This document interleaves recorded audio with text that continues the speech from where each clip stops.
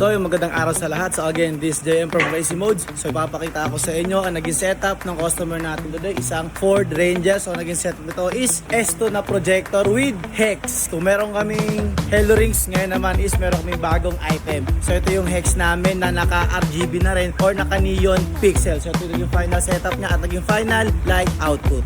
So ito pala ang naging final look ng Ford Ranger natin. So ito yung sinasabi kong hex. Ayan, naka RGB na rin siya. So naka park light pa lang ito. Ayan, ang kulay ng kanyang Demon Eye is amber. Yung hex naman is naka RGB.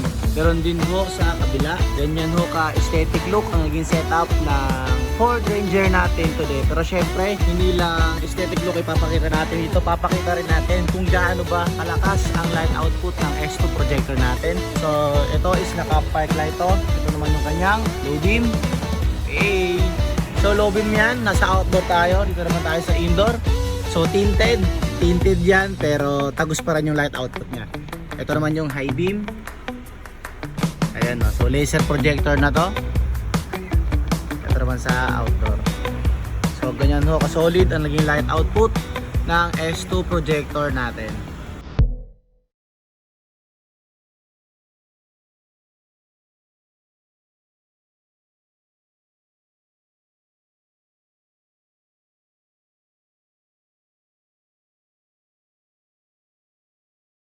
So syempre kung meron tayong aesthetic look at neon pixel na ilaw, syempre yung hex natin is meron din siyang legal light output. So ito yung kanyang hazard once na mag-hazard tayo or mag-signal. Ito pakita ko sa inyo yung legal mode na hex natin.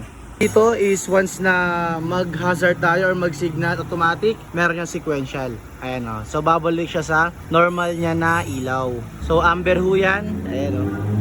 Syempre sa kabila natin.